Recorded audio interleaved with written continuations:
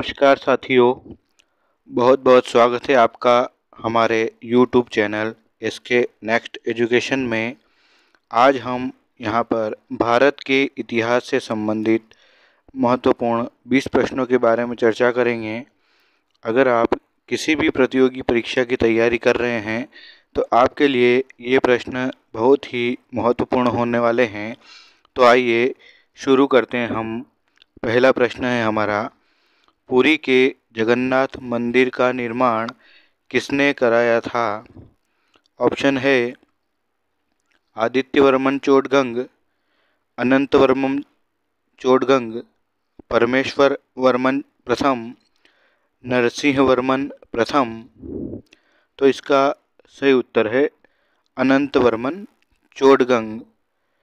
गंग वंश के हाल ही में अन्वेषित ताम्रपत्रों से यह ज्ञात हुआ है कि वर्तमान मंदिर के निर्माण कार्य को कलिंग राजा अनंतवर्मन चोडगंग देव ने कराया था। अगले प्रश्न की ओर बढ़ेंगे।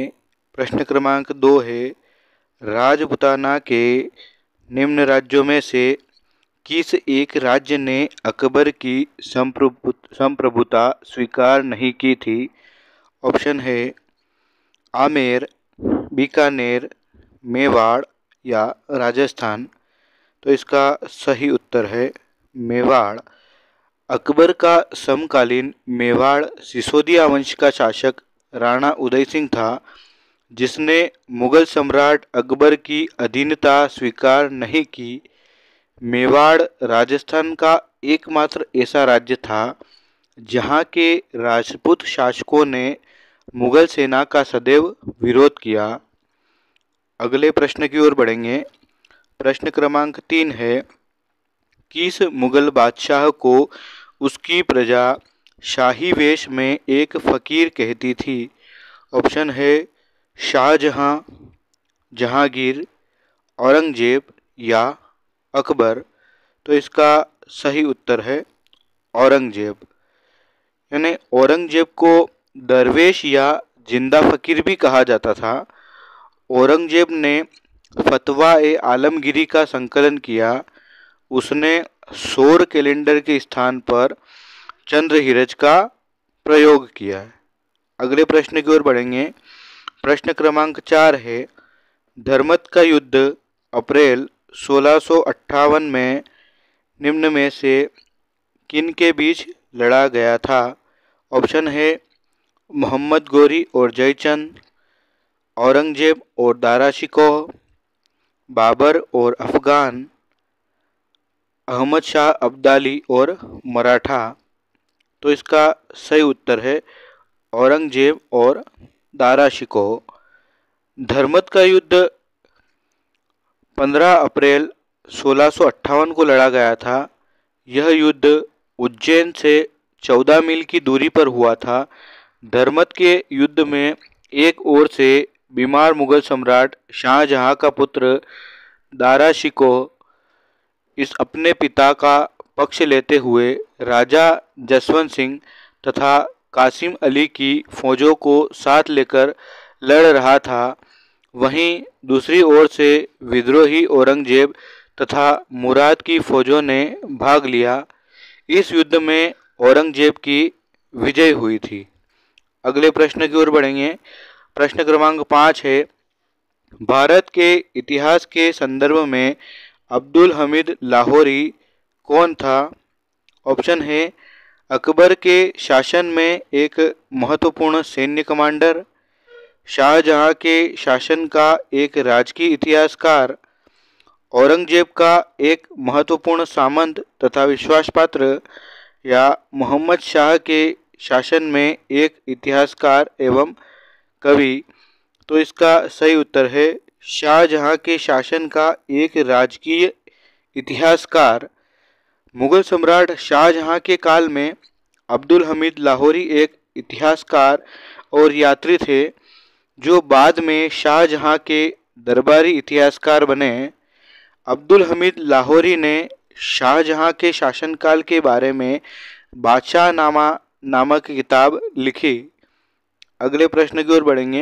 प्रश्न क्रमांक 6 है, जैन धर्म में श्लाका महापुरुषों की संख्या कितनी है? ऑप्शन है 20, 50, 28 या 63। इसका सही उत्तर है 63। जैन धर्म में 63 श्लाका पुरुष हुए हैं। ये हैं 24 तीर्थंकर, 12 चक्रवर्ती, 9 बलभद्र, 9 वासुदेव और 9 प्रति वासुदेव। इन 63 पुरुषों का त्रिषष्टि शलाका पुरुष भी कहते हैं। इनके जीवन चरित्र दूसरों के लिए प्रेरणादायी होते हैं। अगले प्रश्न की ओर बढ़ेंगे। प्रश्न क्रमांक 7 है, जैन धर्म के पद्म पुराण नामक बहुचर्चित ग्रंथ का प्रणयन किसने किया? ऑप्शन है गुणभद्र ने, रविशेन ने, पुष्पदंत ने या अश्वघोष ने। तो इसका सही उत्तर है रविशेन ने। आचार्य रविशेन प्रसिद्ध जैन ग्रंथ पद्म पुराण के रचयिता हैं। यह ग्रंथ विमल सूरी रचित प्राकृत भाषा के पौंचर्यम का पल्लवित अनुवाद माना जाता है। अगले प्रश्न की ओर बढ़ेंगे। प्रश्न क्रमांक 8 है, रजिया सुल्तान गुलाम वंश के किस सुल्तान की पुत्री थी? ऑप्शन है इल्तुतमिश, कुतुबुद्दीन ऐबक, कुतुबुद्दीन शाह या मसूद शाह। इसका सही उत्तर है इल्तुतमिश। रजिया सुल्तान भारत की प्रथम महिला शासक थी, जिसका जन्म 1205 में हुआ था। उसने देश पर 1236 से 1240 तक शासन किया। वह एक साहसी सुल्तान थी और दिल्ली के सिंहासन पर नियंत्रण और हस्तक्षेप करने वाली पहली मुस्लिम महिला थी। उसने दिल्ली का शासन अपने पिता से उत्तराधिकार में प्राप्त किया था और 1236 में दिल्ली की सल्तनत बनी। अगले प्रश्न की ओर बढ़ेंगे। अगला प्रश्न है, किस मध्यकालीन भारतीय शासक ने पट्टा एवं कबूलियत की प्रथा आरंभ की थी? ऑप्शन है अलाउद्दीन खिलजी, मोहम्मद बिन तुगलक, शेर शाह सूरी या अकबर। तो इसका सही उत्तर है शेर शाह सूरी। शेर शाह सूरी का जन्म 1486 ईस्वी में हुआ था। वह भारत में सूरी राजवंश का संस्थापक था। सासाराम बिहार उसके साम्राज्य की राजधानी थी। उसके निपटान के लिए रुपये की मृदा और कृषि उपकरण के रूप में कबूलियत और पट्टा की प्रथा शुरू की। अगले प्रश्न की ओर बढ़ेंगे। प्रश्न क्रमांक 10 है, प्राचीन भारत के महान व्याकरण लेखक पतंजलि किसके समकालीन थे? ऑप्शन है कनिष्क, चंद्रगुप्त द्वितीय, गौतमीपुत्र सातकर्णी या पुष्यमित्र शुंग। तो इसका सही उत्तर है पुष्यमित्र शुंग। पतंजलि व्याकरण महाभाष्य के रचयिता हैं।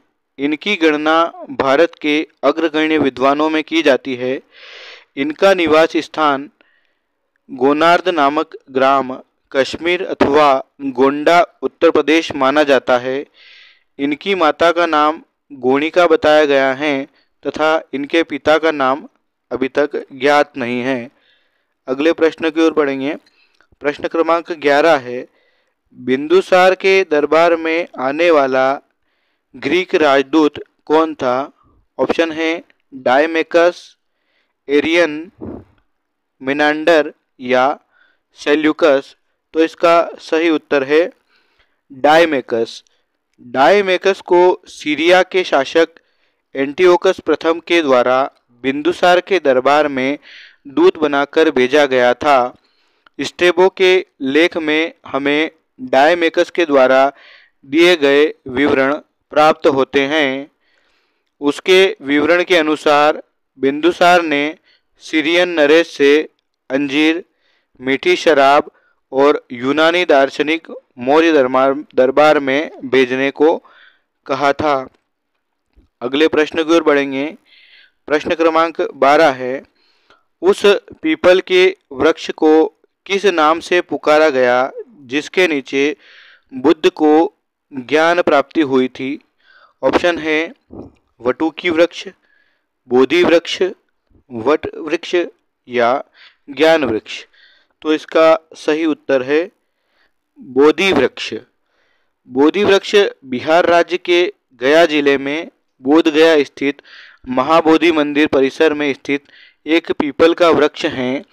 इसी वृक्ष के नीचे 531 ईसा पूर्व में भगवान बुद्ध को ज्ञान प्राप्त हुआ था। अगले प्रश्न की ओर बढ़ेंगे। प्रश्न क्रमांक 13 है, निम्नलिखित स्थानों में से किस स्थान पर महावीर स्वामी का महानिर्वाण हुआ? ऑप्शन है कुशीनगर, वैशाली, राजगृह या पावापुरी। तो इसका सही उत्तर है पावापुरी। महावीर स्वामी जैन धर्म के 24वें और अंतिम तीर्थंकर थे। उन्हें 72 वर्ष की उम्र में 468 ईसा पूर्व में पावापुरी में निर्वाण प्राप्त हुआ। अगले प्रश्न की ओर बढ़ेंगे।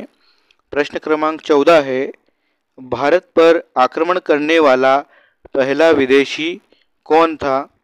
ऑप्शन है साइरस, डेरियस प्रथम, अग्रमीज या जेरेक्सस। तो इसका सही उत्तर है साइरस। भारत पर पहला विदेशी हमला ईरान के हकमनी वंश के राजाओं ने किया था। हकमनी वंश का संस्थापक साइरस द्वितीय था। भारत पर पहला आक्रमण करने का असफल प्रयास 550 ईसा पूर्व में ईरान के सम्राट साइरस ने किया था। अगले प्रश्न की ओर बढ़ेंगे। प्रश्न क्रमांक 15 है, आर्यों की सबसे प्रमुख नदी कौन सी थी? ऑप्शन है सरस्वती, गंगा, सिंधु या व्यास। इसका सही उत्तर है सिंधु नदी। सिंधु आर्यों की सबसे प्रमुख नदी थी। ऋग्वेद में सिंधु और उसकी 5 सहायक नदियों का नाम उल्लेख है। सरस्वती उनके द्वारा उल्लेखित दूसरी महत्वपूर्ण नदी थी। इसे नदीतम अर्थात सर्वश्रेष्ठ नदी कहा गया था। अगले प्रश्न की ओर बढ़ेंगे। प्रश्न क्रमांक 16 है, महमूद गजनवी का दरबारी इतिहासकार कौन था? ऑप्शन है हसन निजामी, उतबी, फिरदौसी या चंदबरदाई। तो इसका सही उत्तर है उतबी। महमूद गजनवी के विद्वानों में उतबी महमूद के समय का एक महान साहित्यकार था। वह शाही इतिहासकार भी था। उनकी प्रमुख पुस्तकें किताब उल यामिनी तथा तारीख ए यामिनी हैं, जिसमें महमूद गजनवी की जीवन और कार्य का विस्तृत वर्णन है। उतबी महमूद गजनवी का सचिव था। अगले प्रश्न की ओर बढ़ेंगे। प्रश्न क्रमांक 17 है, सिंधु सभ्यता का कौन सा स्थान भारत में स्थित है? ऑप्शन है हड़प्पा, मोहनजोदड़ो, लोथल या इनमें से कोई नहीं। इसका सही उत्तर है लोथल। लोथल प्राचीन सिंधु घाटी सभ्यता के शहरों में से एक बहुत ही महत्वपूर्ण बंदरगाह शहर है। लगभग 2400 ईसा पूर्व पुराना यह शहर गुजरात में स्थित है। यह प्राचीन काल में एक फलता फूलता व्यापार केंद्र था, जहां से मोतियों, रत्नों और गहनों का व्यापार पश्चिम एशिया तथा अफ्रीका तक किया जाता था। अगले प्रश्न की ओर बढ़ेंगे। प्रश्न क्रमांक 18 है, किस स्थान से प्राप्त अभिलेख से विदित होता है कि नागभट्ट द्वितीय ने तुरुष्क तथा सेंधव को पराजित किया? ऑप्शन है भोपाल, जयपुर, कन्नौज या ग्वालियर। तो इसका सही उत्तर है ग्वालियर। नागभट्ट द्वितीय का ग्वालियर प्रशस्ति में उसके सैनिक उपलब्धियों का उल्लेख है। उसने आंध्र, विदर्भ, कलिंग, मत्स्य, वत्स और तुर्क शासकों को हराया था। आगे उसने सेंधव के शासक राणका प्रथम पर विजय प्राप्त कर पश्चिमी सौराष्ट्र पर अपना अधिकार जमा लिया। अगले प्रश्न की ओर बढ़ेंगे। सुलेमान ने किस राज्य को रुहमा कहकर पुकारा? ऑप्शन है गुर्जर प्रतिहार राज्य, पाल राज्य, राष्ट्रकूट राज्य या पल्लव राज्य। तो इसका सही उत्तर है पाल राज्य। 10वीं शताब्दी के मध्य में भारत आने वाले एक अरब व्यापारी सुलेमान ने पाल साम्राज्य की शक्ति और समृद्धि के बारे में लिखा। उन्होंने पाल साम्राज्य को रुहमा कहा। हमारा अंतिम प्रश्न है 20वां प्रश्न। राष्ट्रकूटों के शासनकाल में साम्राज्य के प्रशासन के विभाजन का सही क्रम क्या था? ऑप्शन है राष्ट्र, विषय, भुक्ति, भुक्ति, विषय, ग्राम, विषय, राष्ट्र, भुक्ति या भुक्ति, पट्टाला, विषय। तो इसका सही उत्तर है राष्ट्र, विषय और भुक्ति।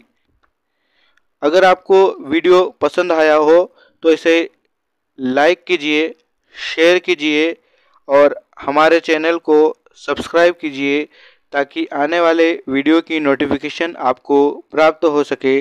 तो कल मिलते हैं नए 20 प्रश्नों के साथ। Thank you.